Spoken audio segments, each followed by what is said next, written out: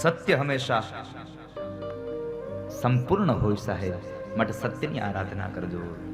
સત્યમ પરમ ધીમહિ, સત્યની આરાધના કરજો.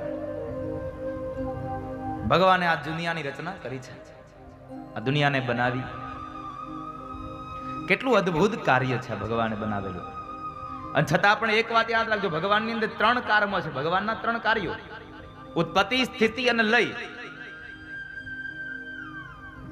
ઉત્પન્ન કરે, ચલાવે અને નાશ કરે. છતાં એનામાં 3 વસ્તુ નથી. નથી હરખ, નથી અભિમાન, નથી શોક.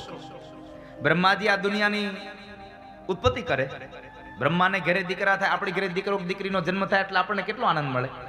બ્રહ્માજીમાં કોઈ આનંદ નથી, કોઈ હરખ નથી. ભલે દુનિયાની સૃષ્ટિ થાય છે, સર્જન થાય છે, બ્રહ્માને કોઈ આનંદ નથી. આ દુનિયાને ચલાવનારા ભગવાન નારાયણ, એને કોઈ દિવસ અહંકાર નથી કે હું દુનિયાને ચલાવું છું.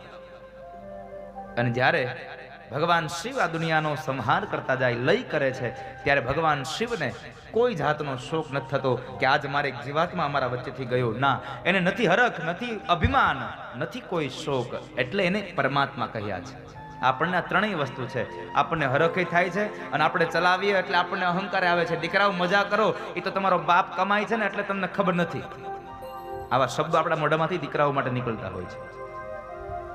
પણ આપ સૌને મારી પ્રાર્થના છે, કોઈ દિવસ ક્યારે અભિમાન ન કરશો કે હું છું એટલે મારો પરિવાર ચાલે છે. ના, એટલે મારા દીકરા મજા કરે છે. ના. જે દીકરાઓ નાનપણમાંથી જ છત્રછાયા ગુમાવીને બેઠા હોય ને બાપની, એ દીકરાઓ પણ મોટા થઈ અને બહુ સરસ મજાની એવી જિંદગી જીવતા હોય છે. કારણ આ દુનિયામાં જેનું કોઈ નથી ને, એનો ભગવાન કાળિયો ઠાકર છે સાહેબ. એના માટે કૃષ્ણ છે. ક્યારેય અભિમાન ન કરશો. અને અભિમાન કર્યું ગયો. ગર્વ કયો સોઈ નર હાર્યો. ગર્વ ન કરશો, અભિમાન ન કરશો.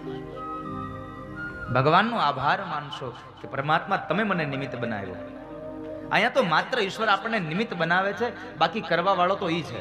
અને એને જે ધાર્યું હશે ઈ જ થશે. મારું ને તમારું નહીં ચાલે એમાં કરશું. કોઈ દી ચાલ્યું નથી અને કોઈ દી ચાલવાનું નથી. ગમે તેટલી મહેનત કરો, એ તો એને આપવું છે તો જ આપશે. નકર તમે ગમે તેટલા આમ દોડી દોડીને ગમે તેમ કરો, એ ઊંધું જ પડે. અને એને આપવું હોય ને તમે ઊંધા નાખો ને તો જતું પડે. કારણ કે દોરી એના હાથમાં છે. કોને કેટલું આપવું ને કોને કેટલી જરૂર છે એને ખબર છે. એટલે યથાયોગ્ય સમયે યથાયોગ્ય વસ્તુ એ આપે છે. અને એટલા માટે એ માપમાં આપે છે. અને જ્યાં જ્યાં આપવાનું છે ત્યાં જ આપે છે.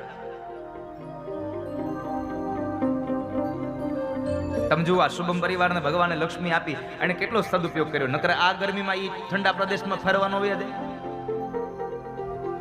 હાલો વેકેશન છે, છોકરાઓને લઈને વયા જાય વિદેશમાં, એને આ ગરમી વહી જાય, પછી